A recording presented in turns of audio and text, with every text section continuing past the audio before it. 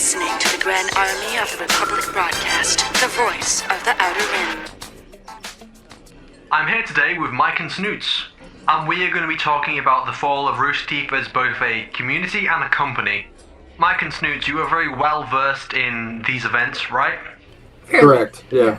And where do you get this knowledge from? Well, we were involved in the community for a while. Mike longer than I, but Roosterteeth back in the day used to have an actual internet community, forums and groups and what have you, and it just slowly started declining. They kept on editing the website to try to make it more like Facebook, and it failed. And with the new shows they kept on coming out with, they kept on trying to expand their fandom, and with these new fans, they weren't there for the community, they were there for the product.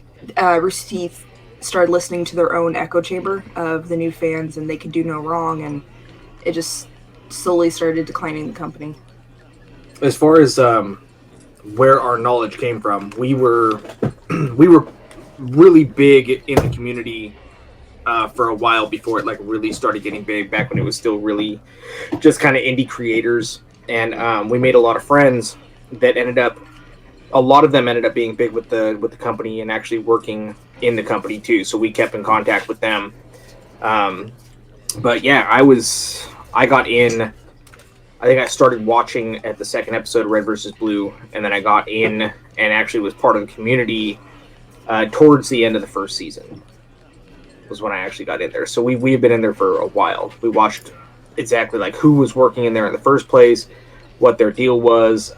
Snoots, she lived in Texas for the majority of her life, and she was actually there with them at RTX and everything, and actually sat at booths with them and talked to them personally, hung out with them and everything, so she got a lot of the inside scoop there as well. Mm-hmm. Yeah, and once I got the inside scoop, essentially after the second year of Ruby, just shit hit the fan. There was so much drama going on in the company, it was insane. And that's really where I felt like it started, back with Ruby. As much traction as Ruby gave that company, that was really the beginning of the end. Because they were a startup. They were an internet startup. They were indie, and Ruby got them mainstream. And as cliche as it sounds, that really was their point of selling out, where they just lost who they were in it for the money, and just shit fell from there. It really started with Bernie Burns. He started it, but he was writer, editor, but he used it as a platform to launch his own thing. He utilized the fact that it was community, but in the end, he wanted it to be a platform to launch himself. He didn't really care about the fans or anything like that, and that became apparent as the company grew, and when Laser Team came out, he used it to buy his own Tesla, right? Yeah, he bought a fucking Tesla. Yeah. He raised a bunch of money for his movie that he said he was wanting to do, and all these other projects and everything. But it became very apparent with Bernie, and just with the way that he was acting and the way that he was allowing pretty much everyone to run the company, and bringing in people just because they can be paid less because they're fans and whatnot. So he would just hire starfuckers essentially. Mm-hmm. And that was a huge decline, because a lot of these people, some of them knew what the fuck they were doing, which is awesome. Mm-hmm. But others, they're so enthralled with, oh my god, I'm working for my hero, that they just kind of fake it till you make it kind of thing. And a lot of that became glaringly apparent with different projects. But it was Bernie where you could always kind of tell, he could make decent product, or content, I guess, but his main drive wasn't making a good product for the fans. His main drive was becoming famous. Yeah. And no one else there really, the main core people in RT, they didn't really want to become famous. They wanted to do this specific thing they were doing. And that wasn't his goal. Once it got to a point to where he could, buy his car, get rid of his wife, essentially get a hot little girlfriend, that was it. He just wanted to go off and become his thing, so he just kind of dumped everything on Matt's lap, and Matt never wanted that. Yeah, Matt was originally brought on by Kathleen, or vice versa. One of them brought Matt brought Kathleen. Oh, that's what it was. Yeah, because he had worked with her before in Hollywood. Yeah. Oh no, it was Joel. Okay, so, they're all kind of like networking and stuff, and Joel and Matt were in Hollywood together for various projects, and they knew each other. Matt knew Kathleen, and that was like the core team: Sarge, Caboose, and Tex. Yeah. And along with, Gus and Jeff and whatnot. But they were the core of Red versus Blue back in the day. So Kathleen and Matt, being producers and knowing how to run an actual production company, they helmed the production of Red versus Blue. And whenever Ruby became a thing, Kathleen was in charge of Red versus Blue for a time, and then Ruby. Ruby was the brainchild of Monty Ohm. And what sucks about this is you never want to speak ill of the dead. But whenever people have ill motives, that needs to come to light at some point. And Monty, yes, he can't defend himself, and so I'm going to tread lightly here. But Monty very much was a diva. He, at one point, butted heads with Kathleen so strongly that he held Ruby up for hostage and was like, all right, we're not making this, or I'm not releasing this next episode until Kathleen's fired, essentially. And Monty can do no wrong, so they were like, oh yes, whatever you say, yes, of course. And she was out, and she was forced to put on a smile and come back to RTX and finish up her lines at Ruby and pretend that nothing ever happened. She actually did a panel at Roosterteeth that year at RTX of what her job was at Roosterteeth. So she had this huge panel of what a producer actually does. And then I had lunch with her, and she's like, oh yeah, shit's fucked. I don't even work there anymore. And her and several other people... Yeah, she had to do that panel like weeks after she had already been fired. Yeah, and she was over it. She was polite to me. She was like, oh yeah, send me your resume. But she was checked out. I never heard back from her after that. She was just washed her hands. She was done. And so whenever people started coming out recently, Joel, Miles, all these other people, me and Mike just kept on looking at each other and being like, yeah, we saw this coming, and we were kind of shocked that it took this long for people to start coming out about how toxic Rooster Teeth can be. Yeah. Because it's been like this for years. That was back in what, 2013, 2012, some shit like that? Oh yeah. Yeah, that was a long time ago. Mm-hmm. Well, relatively. In the internet realm, that was fucking forever ago. So a lot of these issues have been happening for a very long time, and a lot of the founding members of Rooster Teeth have now left. I think more recently, Joel was also pushed out of the company. Well, Joel specifically, like, some people will say, yeah, he was crazy, I guess, for lack of a better He's eccentric. He was very eccentric. He was very, like, bouncy, like more like a Tigger, and he'll get super passionate into things, and he did love conspiracy theories and things like that.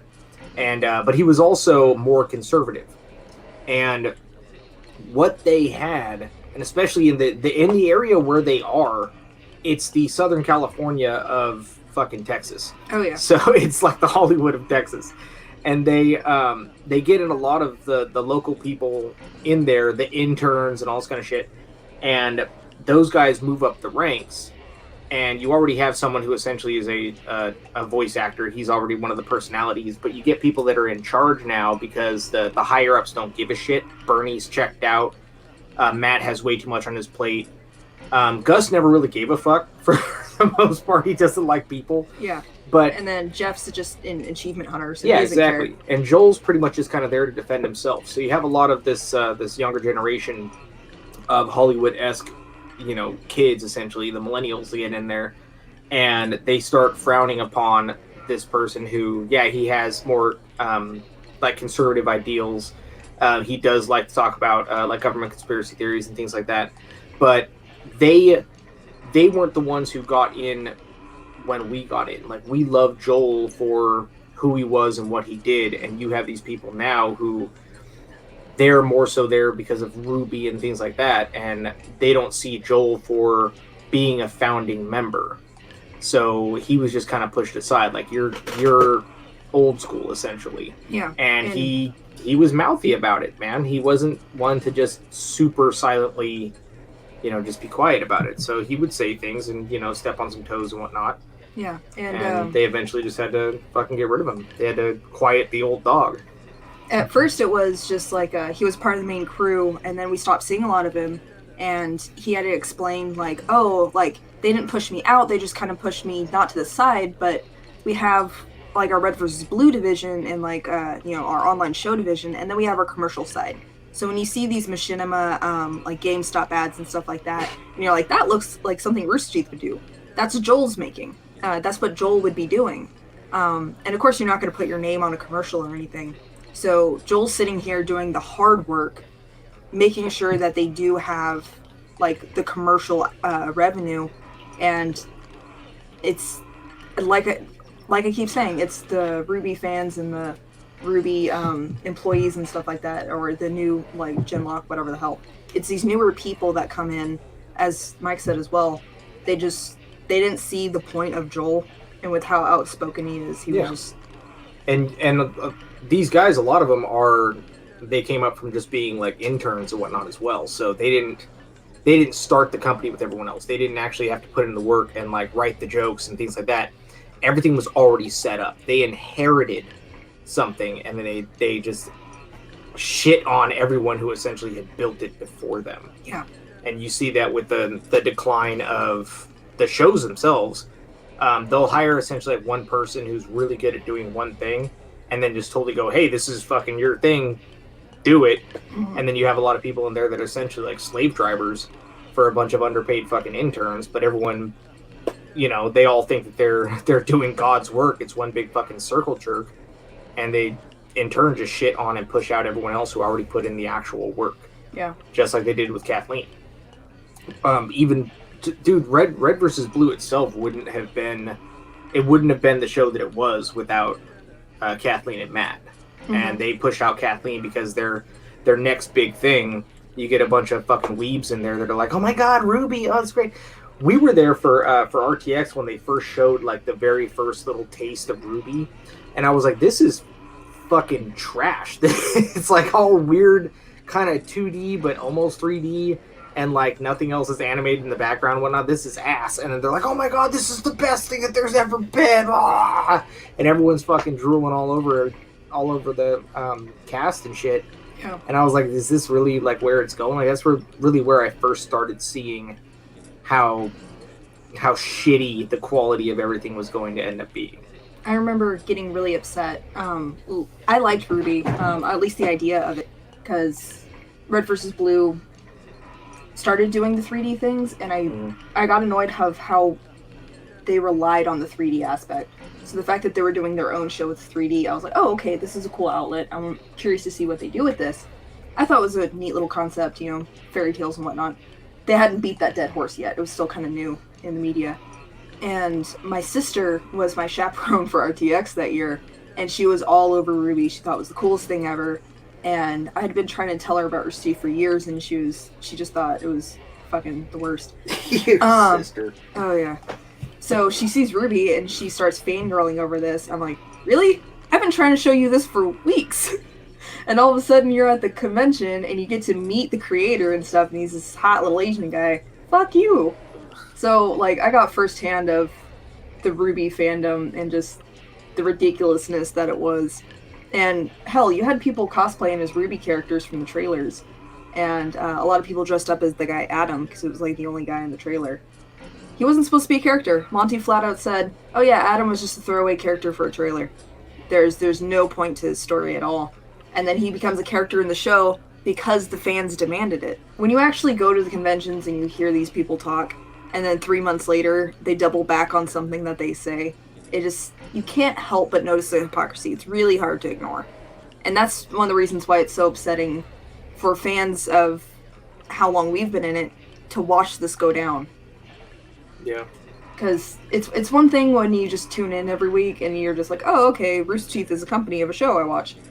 versus the people who are involved in the community like us. We've already checked out. So there was a divide between the traditional Rooster Teeth fandom and the new Ruby Rooster Teeth fandom. Oh yeah. Major.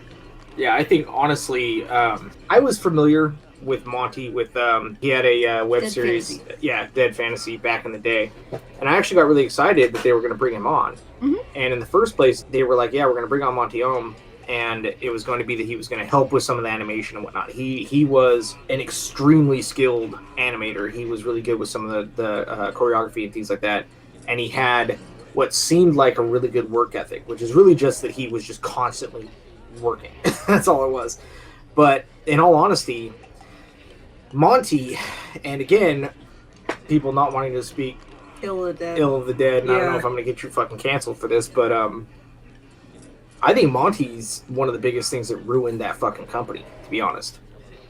He did some good things with RVB. There was so after the Blood Gulch Chronicles, they do this kind of a continuation story, you know, for 6 through 10, and it was good. The first 5 can be their own thing. 6 through 10 was a decent sequel series.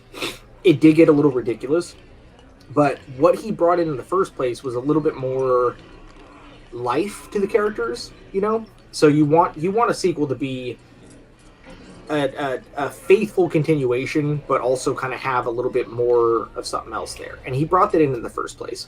But he was so far up his own ass. With Ruby specifically, like, that brought in such a bullshit fucking fandom, and he designed a lot of it. What he said specifically, he designed the characters and whatnot because he wanted to see people cosplay as that. And that could be taken as a way of, like, I'm doing this for the fans, this and that. Or it was like a god complex, which that's what it turned out being. Like, he wanted to see people dress up as his characters. Like, that's a big deal for him, right? And, you know, he was so far like, oh my god, tell me how amazing I am. And then when you get the one person, because he's not used to working under someone who's been at it for fucking forever, you get the one person, Kathleen, who's like, hey, you can't be a little fucking prima donna. You can't just disappear because I'm telling you to do your fucking job. You need to change these things. You need to come back and fix these things. And you need to put this fucking episode out. You need to get this shit done. Right? And he goes, it's either me or her. Fire her and I'll come back. Right? And that's fucking bullshit, because when you're a content creator, it's not about you. It's about the quality of the content. It's about the people who consume your content. They're the reason why you have a channel. They're the reason why you have a job. It should always be customer first. Period. And it wasn't. With him, it was Monty first. And during that era in Roosterteeth, it was Monty first. And to the point to where they would silence people and get rid of people to his fucking whim. Yeah. All right. So yeah, he did do some great things. Some of my favorite parts actually in the latter part of Red versus Blue was because of him, and that's great. I'm not saying he wasn't talented. I'm saying he was allowed to be so far up his own ass that it divided the fucking fandom. It divided the company. So between him and Barbara wanting to make it fucking Facebook, essentially, that's a whole another stick. and destroying the fucking community, those of us that were there left. Yeah. What we were there for was gone. And it was these people were allowed to do it. And that's just mismanagement. That's just because Bernie Burns just lets everyone fucking do it. Because, again, just like with Monty, Bernie Burns just wants to be told how awesome he is. And he wants to make movies. He wants to do these different things. But Bernie Burns had, like, one good idea. Yeah. One really good idea. And the rest of it's just, you know, regular ideas that really anyone can have. Fucking Monty had one or two really, really good skills. But just because you're really, really, really good at something doesn't mean you can't have someone else there to keep you in check. You have to have someone there to rein you in. Yeah. And if it's not going to be the fucking customer, it at least has to be some type of an oversight character, and that's who Kathleen is. Go ahead. So, kind of pulling a little bit on what Mike was saying, Monty just wanted to have people say, yes, you're amazing. And at that point with the internet culture, nerd things being a little more mainstream, anime start becoming more mainstream, you have these insecure people logging onto the internet and just simping, and that's when we saw a lot of the internet sims come out. And Oh so God, yeah. when you ask, is there a division between the classic fandom and the newer fandom? Absolutely. You see all these anime sims come in there, all these weeaboos, just, oh my god, Ruby, it's the next hottest thing. Fairy Tail's amazing. Ruby's amazing. Just those people. Those people came into Rooster Teeth. So the classic people, just your classic run-of-the-day internet forum diver, that was the original fandom for Red versus Blue. Like, we're just here to laugh at everyone. Nothing is off limits. If it's offensive, who cares? Let's just laugh and have fun. Yeah. That was the original fandom. And then the second fandom was the simp culture. And those two cultures cannot abide together. There's very little crossover, but that's really in essence what happened. Simps are very easily, like, not just simping on like ladies and whatnot, but people who simp for creators and whatnot. They're very easily offended, and they get really like, God damn, I don't want to use the phrase, but that is the true toxic fandom. is the simp culture. Yeah, they really are, because you have to have objectivity. You have to. You can love a creator and have that creator go downhill and go like, damn, I really like their earlier stuff. You need to be able to, like the art, but understand that the artist is a person. Mm-hmm. And simps don't do that. They're like, oh my god, everything they do is the fucking best thing that there's ever been. Oh my god. And it's like, really? Because they're not. Yeah. They're not. It's not the best thing. Just because a person, like, that's actually one of the issues that I'm having with not with Comicsgate specifically, but with certain creators and certain members of Comicsgate. That's one of the issues that I'm having. Yeah. You need to be able to hold each other accountable, as creators. We need to be able to hold each other accountable. And there's a lot of people that are apologists. Yeah, and they're lashing out at certain people for calling out certain things, or like anyone who does anything that's, one of the top guys or whatever in Comicsgate, anyone who does anything there, it's like, oh my god, this is the best thing that's ever been, this and that. And it's like, well, okay, you need to keep that objectivity. It's supposed to be about the fan. If you don't actually like it that much, wherever you need to say that, and they need to step it up. Yeah, and like that, and that's okay. That's where we all grow. It's constructive criticism, and Rooster Teeth stopped listening to that. They're like, oh okay, yeah, you guys are just, you're haters, or I fucking hate that phrase. That's what started happening. So the classic fandom was like, hey, we don't like this, and the new fandom was like, oh, we'll buy the fuck out of this. So classic fans go out and the new fans come in. Yeah. So, talking about people who can't accept criticism, Miles and Carey. From what I have seen, Miles is not very good at accepting criticism. I think Miles didn't Miles recently duck out? Didn't he announce that he's leaving? He either got fired or he left. Either way, he's gone. Oh, I think he straight up left. I think it finally got to him. But yeah, he had an issue. Actually, yeah, specifically, he didn't like the criticism. Well, see, I feel firsthand watched people simp on him during that charity event. Oh yeah, yeah. I feel bad for them though, because they were the ones who. Because wasn't Miles an intern? Miles was a straight up fan. He was there since like day one as a kid, just growing up watching Red versus Blue, and his career led him into that industry, and. He was either an intern or he was like a new hire or something, and he was all about working for them. It was like his dream come true. He was super excited about it. And he was signed on to what was it, Red vs. Blue season 11. He was writing, I think. Yeah, but he why I feel bad for him though is that he got in there and he had this big old doughy eyes and shit. And it's like, oh my god, I'm working with my heroes. I'm going to do my very best. Oh man, this is going to be the best. And he did do things essentially for the fan. And so much got shoved on his plate that he would like break down. Like so much got shoved on his plate. So then when someone else goes like, hey, this is subpar, he didn't take it very well. He didn't. But he also wasn't in it long enough to grow any type of a thick skin at all. He was just thrown to the fucking wolves, floundered around, tried to do his best, was working under Monty, but then Monty died and he had to take over over Monty's spot.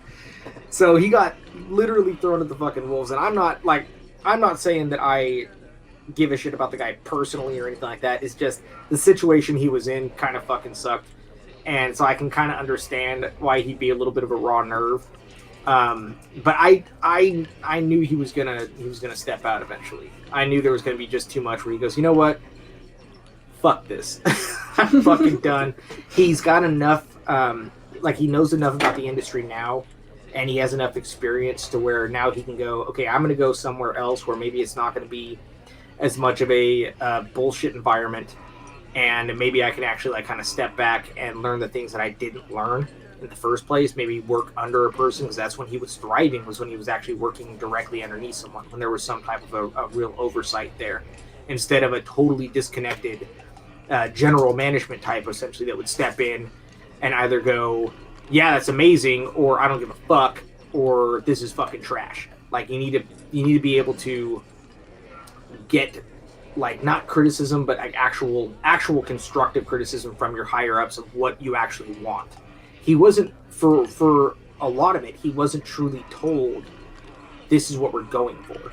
So a lot of when he was working on RVB, a lot of shit was thoroughly recycled because he was just like, oh, this worked, we'll do that. Mm-hmm. It started being like the who the fuck was it that did fucking Game of Thrones? Oh yeah. Yeah, it started being like that, where they just kind of wing it, and a lot of fans go well, that's not really how the character should be. This character's been changed totally, and this and that, or whatever. And then at the end of the series, they're like, oh yeah, we have no experience. They finally were just like, yeah, we were in way chew. Over their head. Well, that's how he was. He was thrown in way over his head, and only had a little bit of mentorship in the first place. Yeah. He went from, 2012, 2013 or something, being an intern, and then going from that to complete oversight of two series, and straight up taking over their most popular fucking series, being in charge of however many animators, whole teams of people, and you can't do that. I'm not saying that he was the best or anything like that. I'm just saying that's a shit situation for anyone to be put in. So what's the history behind Carrie? Carrie was an animator, I believe, and similar situation where just you have a job to do, and okay, for example, I'm an artist. I have tried to write comics before, and turns out I'm an awful writer. I should not be anywhere in the writing room unless I'm just giving critique and feedback. Mike, however, is a great writer, and I'm glad to be a part of his team. So we have that dynamic: artist, writer, artist, writer. Carrie is an animator. He should not be writing. Guess what they did? They made him lead writer. Him and fucking Miles. So it's a similar situation where it's just they had one job to do, and they did it really fucking well. So it's you're promoted to the top fucking person. You're in charge of everything now. He didn't deserve that. Not he didn't deserve that. He wasn't worthy. He didn't deserve that pressure, is what I'm saying. Just Roosterteeth constantly did that with their employees. They asked them to, when we say jump, you bring out the trampoline kind of thing. And it was just, they set a precedent for a very toxic environment. And well, Bernie was also one more thing to touch on with that is I've been in management for, so outside of the military, I've always been in management. Always. My dad owned a company. I was kind of raised doing that. And one of the things that I see in the majority of companies is that you'll have this disconnect between the higher ups and the actual working members of the company. And Bernie checked out so early on and just made it about himself. So he would bring in interns, and everyone was like, oh, this is awesome, because if you go in there as a fan and you simp hard enough, maybe they'll bring you on. And that sounds like a terrible fucking business model, but that's exactly what they did. That's exactly what Roosterteeth did. And Bernie would just bring people on, and he would have this thing where there would be people that on the forums actually would complain about how they're being treated, and he would jump on and be like, what the fuck was it? take your lumps, rookie, is one of the things you'd say. And people go, yeah, it's funny. It's funny. It is funny unless you're being totally fucking serious about it. So really what he was doing was why these people who are not, they have no business being in the role they're given, is because they're cheaper. He has this, like working in grocery stores and shit like that, one of the things that managers would do is that you hire a bunch of baggers, right? And you cross-train them into everything else. They're still being paid as a bagger, but they can go help grocery, they can go help, fucking meat department and shit. They can go help all these other higher paid departments, but you have cheap labor. And that's what they do with the interns.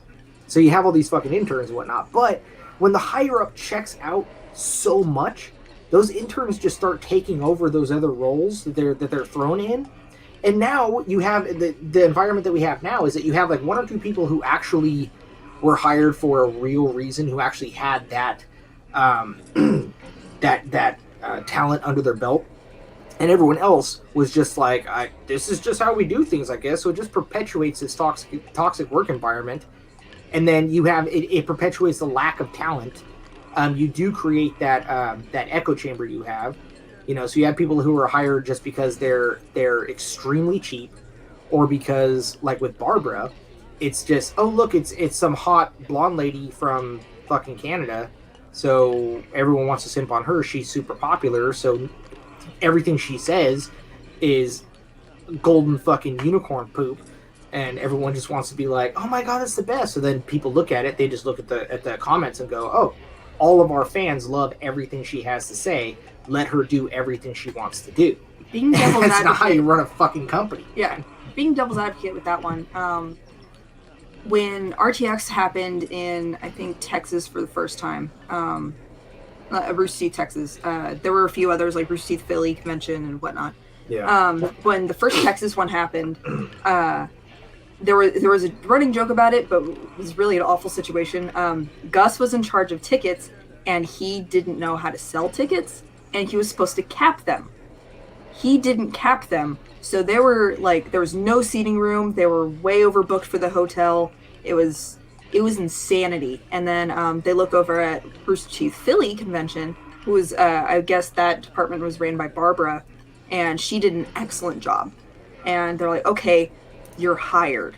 Like, you need to come down here and you need to be the people person for the headquarters.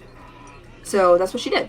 She came in and then she changed everything. Instead of just being an event manager, she changed the website. She changed the way the entire community ran. And yeah, she was doing her job, and from the outside of it, like Mike said, she's doing it well. Because in all these comments, oh my god, Barbara, you're amazing. But it was just change for change's sake. Like, if she would just stay in her lane and do the events, that would have been great. But what ended up happening is she became in charge of competitions. I ran my own group with my own art competitions, and she came in and completely destroyed that. She came in and had people doing competitions for like top posts. So instead of just people interacting with their own friends and writing their own blog posts, you have people now competing and like trying to just get the attention of the staff members, hoping Barbara would pick them for top posts instead of just interacting with each other. Right. And this was simultaneous with Ruby.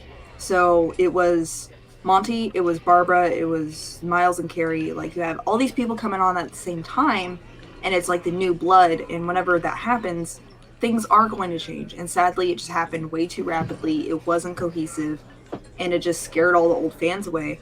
I won't even say scared. It pushed all the old fans away because the website kept breaking. You couldn't interact with each other anymore. There was no point in the groups, so everybody left. They tried to make it look more like Facebook.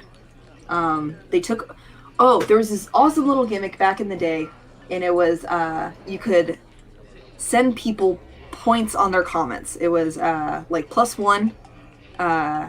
What was it? LOL, rolling on the floor laughing, laughing my ass off or something like that. What it was the fuck are you talking? No, +1 ditto. No, there was ditto, there was lame, flame bait. Yeah, and you can also that, give people negative points too. Yeah. It was really fun, especially on the forums whenever people are just Flame War. And Yeah. then they're like, oh, we're going to make it more like Facebook, and Facebook only has the like button at the time. And then Facebook added all the other reactions, and it was like, God damn it, we had that first! This is what happens when you try to, like, be the new hotness. You guys forgot where you came from. And that's...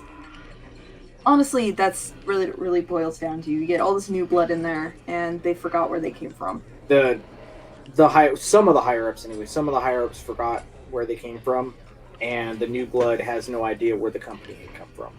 Yeah, and they want to make it new and refreshed, and that was just the wrong move to make.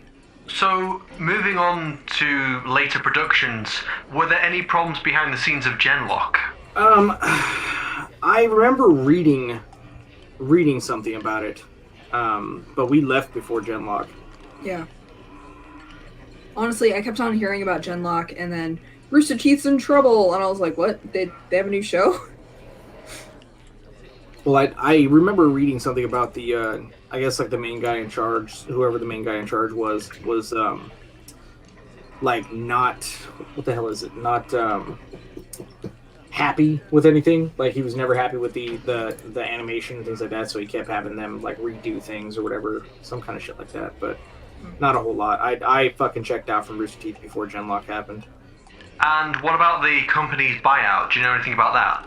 The buyout was insane. That was basically Bernie handing the company off because he just wanted creative control. He didn't want to actually run the company. So he gave it to Matt Hullum, and Matt's like, I don't want the fucking company. So they just, logical progression. They sold the company. Yep. So this might seem a little bit off topic, but real quick, Shiny, you are more familiar with 3D animation. So Poser, is that a good program to be using? No. Okay. So from what I recall, at first Kathleen was looking into different programs to be using, and she was like, well, Blender's free. Can we use Blender? And I've seen really great things happen out of Blender. And Monty's like, no, we're going to use Poser. And she's like, nobody uses Poser. And he's like, we're using Poser. So, that was the standard forever for Rooster Teeth, and I don't know if it changed, but to answer your previous question, I think that had a lot to do with the issues that happened with Genlock and all these other companies. When the buyout happened, like, it started being less, we're going to make our own shit, and more, you have a deadline kind of thing. So everybody is now pressured to make the least amount of quality and the best quality in the least amount of time, and that's really gonna hinder quality because you don't have any time to do it. So when you're working with a shitty program like Poser, and you're having to make all of this content, shit's gonna fall through the cracks, and that's what happened. And then what do you know about the removal of their content? You mean more so about it being like an SJW move kind of thing? Well, just generally, what do you know about it?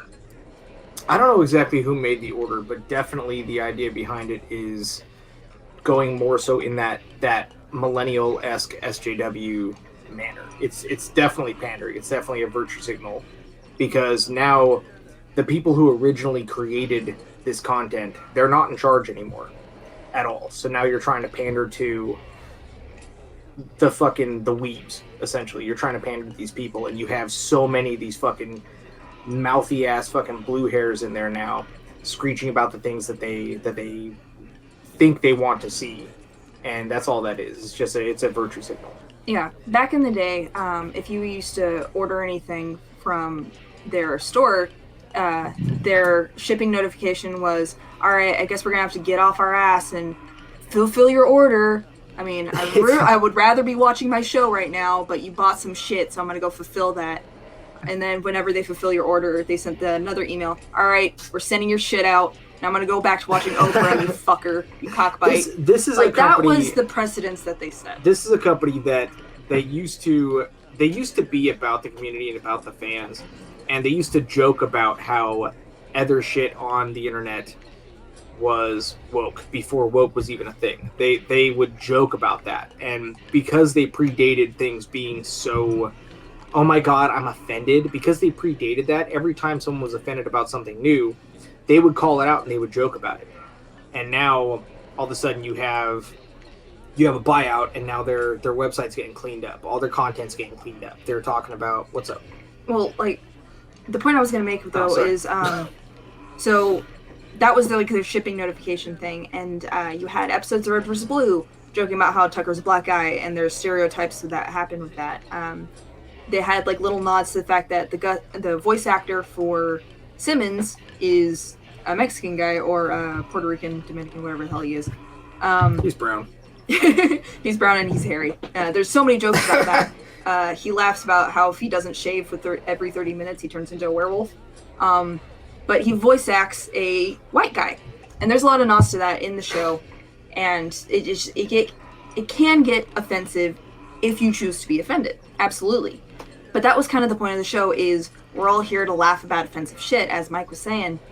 And then shit actually happened in the company where racial shit was happening. A voice actress was constantly being called derogatory words for black people, apparently, and nobody defended her. And shit was going down internally, and they got called out for it. They're like, hey, you guys say that you're being more progressive recently. Your other shows and stuff are trying to be more inclusive and whatnot, yet you have people back here in your company being harassed for their race. What the fuck? So it really comes back to the old community and stuff like that. Old community versus new community. They're bringing in the new people, the weebs, like Mike was saying.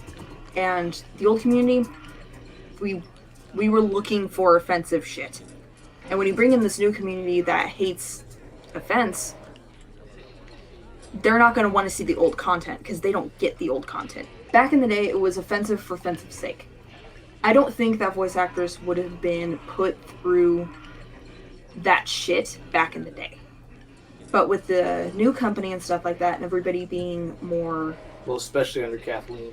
Yeah, especially under Kathleen. Kathleen would not have tolerated that shit.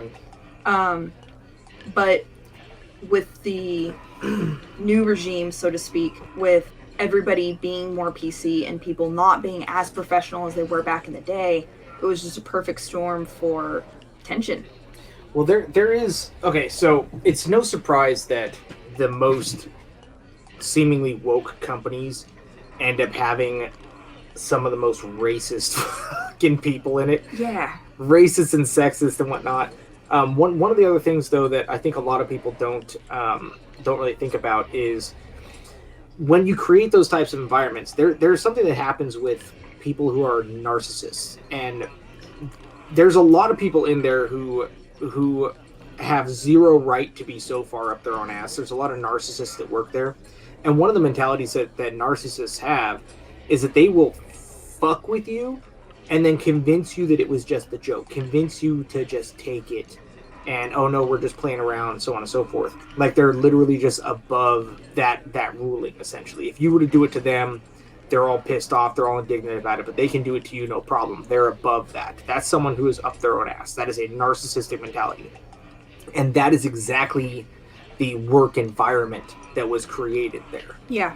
You have people who did not, like, yeah, they put in time, but they didn't earn their position at all. They really didn't. It was everyone in there just sucking each other off, reaffirming each other, and just not getting fired yet. They didn't have any good, true, actual leadership in there past Kathleen, essentially. Yeah. She was the last real leadership they had. Whenever they're trying to be more woke and they're trying to virtue signal and stuff like that, the company changed. And back in the day, it was offensive shit. And now you have a bunch of narcissists sucking each other off and whatnot. And they're like, oh shit, back in the day, we said some offensive shit. And we're doing offensive shit. That's just evidence that we're fucked up. Let's take it down before anybody fucking sues us. So that's how I feel it's going down. Yeah. So with the production of the Roosterteeth Transformers series, from what you said before, there was a lot of corner cutting, especially with things like voice actors. Yeah, voice actors. Did you watch any of it yet, Shiny? Yeah, I watched the whole first season. So I actually looked into who did what, and apparently a lot of the voice actors are quite seasoned. However, the voice director and the people writing the show, they did like a short film, and that was it. So like the people on the helm for this project just weren't prepared at all. You can be a really good actor, you can be a really good voice actor, but with piss poor writing and piss poor direction, you know, like that's to me, I couldn't watch it.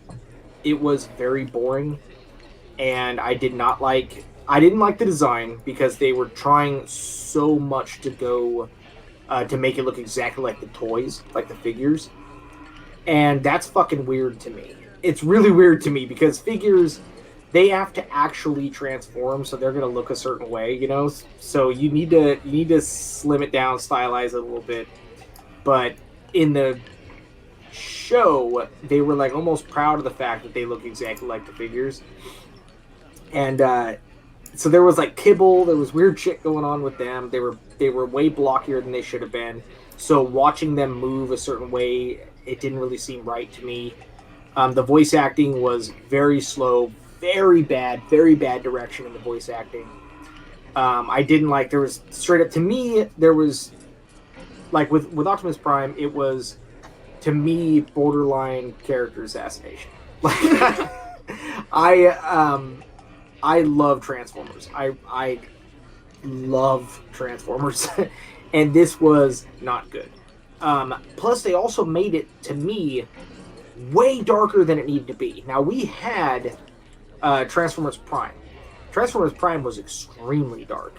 But it was also an amazing fucking show because it had really good writing. It had incredible voice acting. It had... it was fun in parts. You know, there was a little bit of, like, some break there, you know? And, like, their whole, like, Bumblebee not being a fucking Autobot and shit like that. It's just... It's weird. It's almost like they didn't know the lore, or they just knew some of it, or when they were getting all the figures to scan in, you know, to scan in the figures or however the fuck else they do that for the animation and whatnot, it's almost like they just kind of read the back of the box kind of thing. And I was like, oh, that's what this guy does. Okay, fine. And they just kind of tried to put something together there. Like, I feel like they spent a good amount of money on animation for the most part, and maybe on some of the voice actors, but they should have spent a little bit more budget on someone who actually knew how to fucking direct, and someone who, maybe a real writer, and someone who can consult. I feel like they didn't actually have any consulting at all with that series, and it sucks. It made it feel more like, ironically enough, it made it feel a lot more like it was just a commercial for the figures, which is really all the cartoon was actually supposed to be. So in that case, I guess it was the perfect Transformers show. because it really did just feel like just selling figures. Just a moody, super long, boring ass commercial for these figures. Okay. Yeah. Did it have a pregnant moon racer? No. Or was she not in that line? No. No, they did have Alita 1 though. She didn't. I didn't like it. Shiny liked it. Shiny loved it. Shiny loved it. He watched it naked. No! What the fuck? It's not a Shiny stream unless we get him triggered. Is there anything else you can think of with Roosterteeth? Off the cuff, I can think of another just contention of Roosterteeth just kind of being up their own ass, just wanting to move on to bigger and better things instead of just staying with the community. And whenever I had the lunch with Kathleen, I also had a lunch with Jeff Williams, who was gracious enough to introduce me to Kathleen. Jeff. Really good friends with Jeff. I ended up posting try to make a long story short, I posted some of my art on the community, and he found it, and he's like, hey, this aligns with my personal studio, can I buy it off of you? And then we became friends from there. And it wasn't like I was simping him for him or anything. It was just, he found my art, he bought my art, and then we just started talking. And that's usually how the community happened, where we like shit, and we hung out. So me and Jeff hung out a lot at Roosterteeth, the convention in Texas. And he ended up arranging a lunch with me and Kathleen and Yomeri, and he started venting about the Untitled project. You should probably explain for any of his listeners who don't go that far back, explain who Jeff Williams is, so they have any reason to care. Okay. Jeff Williams is the gentleman who did music for Red vs. Blue and Ruby for the longest fucking time. First it was Nico, and he did the first few seasons, and then after a certain point, either Nico couldn't do it, or they found Jeff, and Jeff took it from there. Jeff is an old school cast member. He did everyone's music. Yeah, and he he had so many issues. Well, I'll try to keep it brief. Like, one of the minor issues was he would make timestamps. Like, he would watch their videos, and he would make a composition like you do, watch it in lifetime, write music for what's happening, and he would make timestamps, like, down to the smallest time you can, and say, here's where you cue the music. They would never follow his timestamps for, whenever Monty was in charge of an episode, Monty never looked at the timestamps, so the music was always off. And Jeff was like, I gave you the timestamp for a fucking reason. Because every step, everything that I musically timed to it, it's there for a reason. And Monty would just kind of throw it in. So if the music ever seems off, it was Monty. Anyway, so he was getting mad about how, you know, they pushed Kathleen out and everything. He's like, oh yeah, I'm getting pushed out too, because they're working this deal for a movie, and guess who they didn't ask to do it? Me. They're working on Laser Team at the time, and they're like, oh yeah, we're gonna hire whoever the hell to do it, like some big ass production music team. And he was like, yeah, I've been doing their music for years, and nope, I have to do this other shit. I have to do the little shit. I'm not allowed to do the big production thing. He was so fucking upset. Whenever Ruby got the contract for Japan, he and his daughter weren't allowed to, his daughter did the voice for Weiss in a lot of the soundtracks. She wasn't allowed to do the Japanese version. Like, just weird shit like that. They constantly were contracting out. Once they had the ability, like they had the money to move on to bigger and better people, they did, as soon as they could. The people who had been sticking around for years, Jeff, Kathleen, they got booted out as soon as they could afford somebody else. It seemed like once they were making some of these changes, the people that stuck around were the people that essentially they could abuse for lower pay, and that would essentially do just good enough, but you know, almost like they were afraid of losing their job. So it's that like abusive, that abuser mentality. Yeah. You know, like, oh no, it's actually a really good place to work for. It's fine. You guys don't see how he is when it's just me and him, kind of thing. You know, but like other people who were just like, this isn't the way things are supposed to go. Yeah. This is bullshit. I deserve better than this. They're like, all right, well, fucking peace out. And they did. What was it? Last year they fired like 80 something animators. Yeah, but I think that a lot of that had to do with fucking finances and shit, because they're going downhill, and people will vote with their wallets. Those people who were simping on them way back in the day, the charm of a lot of these things are gone now. Yeah. You know, you have this internet fucking mindset that a lot of these fans have, where everyone's used to consuming content in, you know, 3-minute bits, right? And they don't stick with things very long. So when you bank on, oh my god, Ruby's going to be the best thing ever, the best thing ever, the best thing ever, you better keep making it better than it was. Because if not, people are going to get bored and they're going to leave. People are going to grow up because it appealed to a specific time frame, a specific age of person, and you had all those people back then. Those people aren't going to like it in a year. And that's really what's happening, is that a lot of people are coming out saying that it's an abusive fucking environment. They treat everyone like shit. There's no leadership. There's no real plan, you know? Yeah. And now you're getting rid of the old content that, like, we're in an age now where, like, everyone's so victimized and oppressed and shit like that, that a lot of us are getting so fucking tired of hearing about that shit. They want the offensive content.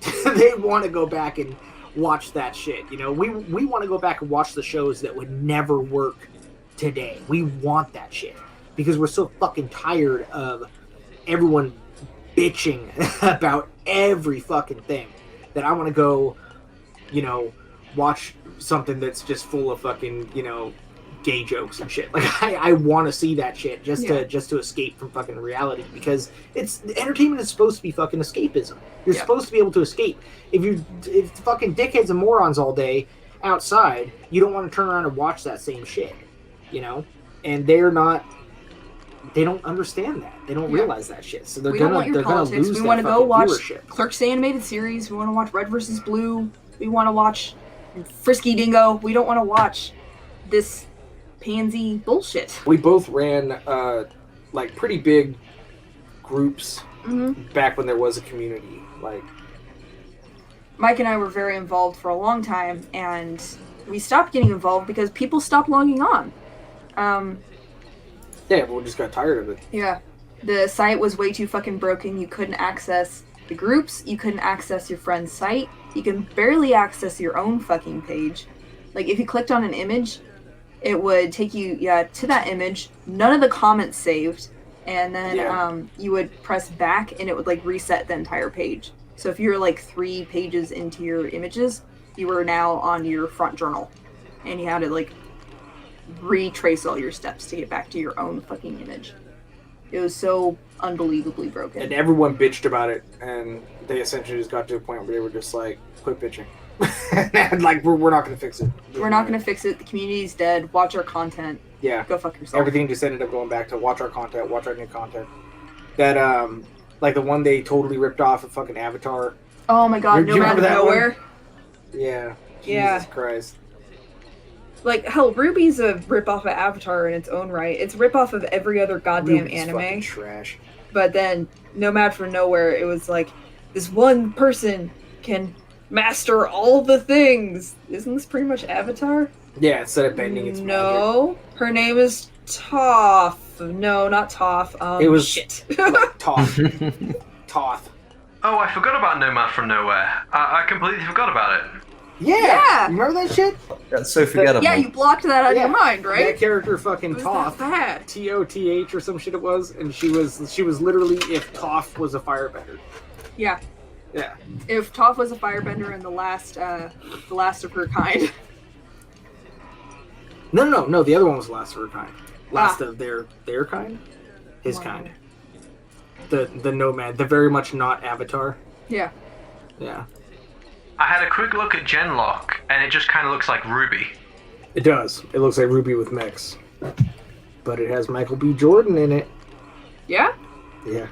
One of the things I heard is they're diversifying the writers' room to support Michael B. Jordan. Yep. Because apparently only black people understand black people. Yep. Because that's not racist as hell. I don't think at all that they're gonna come back No. whatsoever. I think Roosterteeth now it used to be a community, and it's definitely not a community anymore. It used to be a specific type of content that you could expect. Like from the creators of South Park, that kind of shit, you can expect a specific type of content from that. Roosterteeth now is just, we'll make fucking anything. It's like they just throw shit at the fucking wall, and some of it sticks, some of it doesn't, and it all stinks. That's pretty much Rooster Teeth, and they've been like that for a long fucking time. I don't think they're ever going to come back to where they used to be from what we remember, when it was amazing stuff that actually was almost developing its own little underground culture, because it hasn't been that. It's been what it is now for longer than it was what it used to be. Yeah. If that makes any sense. For its entirety career at this point, it is more woke bullshit than it is cult following. It's been around long enough to where that is the majority of its history at this point. I think it is now just a badge, a branding that a larger corporation can put onto internet content. Yes. To get the younger generation, the younger demographic to watch their stuff.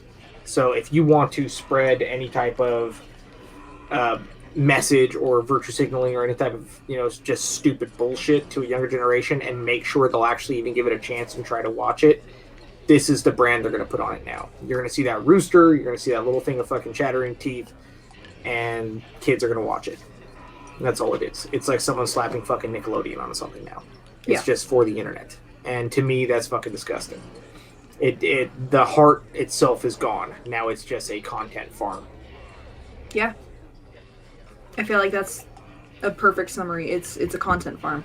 It used to be community, now it's just content farm. Yeah, I think the people that would have made it better, or would have brought it back to what it was, they're all gone, and those that are still there are on their way out. They're jaded, and they're only there because they can be underpaid, and they'll put up with it. The fans, the older fans, they're gone. Period. We moved on to other shit. It's never gonna. Well, you can't create the community that you used to have in the environment that it has now. You would not be able to create that. So yeah, definitely it's gone, because they used to cater to its own specific community, and it was like us against them. It was the Roosterteeth community against the world. That was our own little kind of safe haven we would go to, and we would laugh at our own little inside shit. And it didn't matter if it appealed to fucking everyone, because it appealed to us. Yeah. And you're never going to get that anymore. Not from them. It's going to have to go to a new company. A new company's going to have to rise up and do it. So personally, I would say it follows a lot of parallels that we're seeing with Disney, Marvel, DC, and all that shit, where you see a lot of companies get woke go broke. Where it didn't happen overnight with the coof and quarantine and stuff, but it did accelerate it. So you have all these companies getting in this vocal minority of fans and like trying to appeal and pander and stuff like that, trying to grow their audience instead of just keeping their old fandom, their old fan base. And that's really their demise. And a lot of these companies aren't recovering. Disney just laid off, 28,000 people from Disney parks. Some kind of shit, yeah. Yeah. And Roosterteeth, a few months before all this, they had to lay off a bunch of animators, which we already touched on.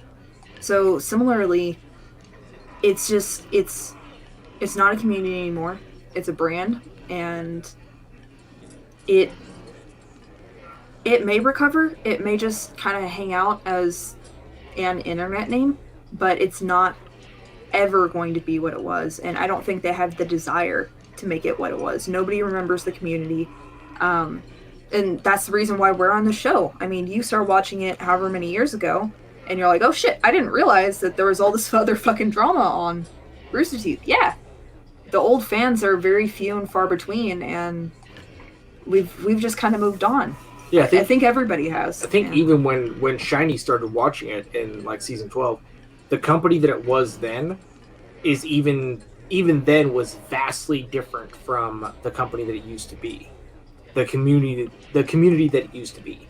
It didn't used to be this big brand. Like when we were in there, it was literally a website. It was a website that you would go to and go hang out on the forums and whatnot and bullshit with your buddies, and you could post up your own content, and everyone on there was a potential content creator. Yeah. It was almost like if like YouTube creators had this like little group, this little underground kind of group that they could all kind of hang out in. Yeah. That people had to, you either knew what it was or you didn't. People had to stumble upon it somehow in their dark times at 3 a.m. Yeah. Watching stupid shit, and that's what we had. But yeah. and I'm not going to hate on a company for succeeding at all. I will never condone the way people go about it, though. Yeah. They went about it by standing on the necks of anyone who they possibly could fucking crush, essentially, and that's what they did. They've pretty much always been a pretty toxic environment because of just the business practices that Bernie had. Yeah. it grew for internet nerds, but it's the direction of the internet. Like anything, it's going to grow and it's going to evolve, and how the internet is, where Twitter is one of the biggest platforms on the internet versus back in the day it was MySpace and 4chan and stuff. Friendster. Like it's gonna grow and evolve, and this is gonna kind of seem off the wall, just bear with me here. Back in the day with Roosterteeth, another thing with the community was badges, where if one of the staff members befriended you or something, they would actually give you a little badge that was on your profile. You had little awards and shit they would give you. Yeah, specifically from that staff user. And then there were different milestones you can earn. Like if you commented on however many forums, if you created forums, if you were a lead person in a group, if you had so many people talking on your journal posts or anything like that. So it's just like you had these badges according to what you did on the website. So it was almost like a thing of notoriety.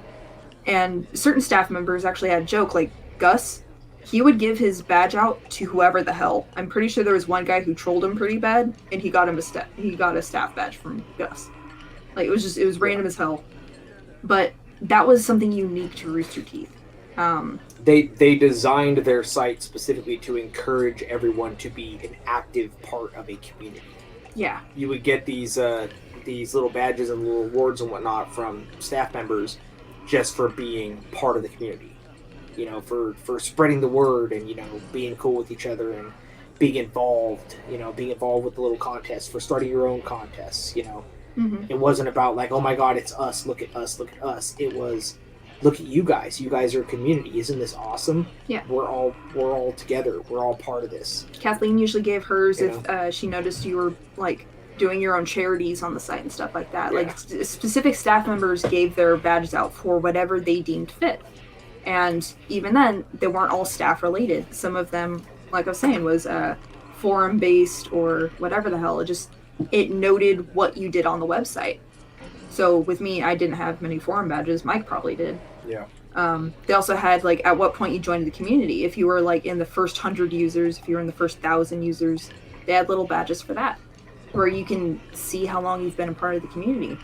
And yeah, there's no way anything reminiscent of that is ever going to come back. No, not for Rooster Teeth. Where people had their own journals, their own pictures. You can only upload 4 pictures unless you were a sponsor. All kinds of pictures. Yeah. What are you talking about? Because you were a sponsor. Was I? Yes. And that's the thing too, where you can have like a basic ass account, or you can be a sponsor where you can put your own advertising on the website. And I think I did at one point for my art page. But yeah, it was all like community based. And like every aspect of it, like to your sponsorship, to your groups, everything was about whatever the hell you wanted to do on the website. If you were a sponsor, you can edit the HTML and in your journal posts and your comments and stuff. Oh yeah. Yeah, like it got really fucking customized if you were a sponsor. And you got the videos early. Like there were benefits to being a part of the community. And sponsorship wasn't that expensive. And at the same time, like if you were like me, who was a broke ass kid who couldn't afford sponsors, some people, if you were part of the community and you befriended someone, they can gift you a sponsorship. Or you can just hang out as a free member. Like it depended. I think Mike gifted me a few sponsorships. I had a few other friends who gifted me some when I was broke kid. But yeah, it was for the community, by a community, and I don't see anything like that happening on the internet now. Now that back in the day when the internet wasn't, when the internet was more of a research tool, it wasn't as accessible as it is now. Right. I don't see it happening now. Hell, almost everybody has a Facebook now. Facebook, Twitter, something.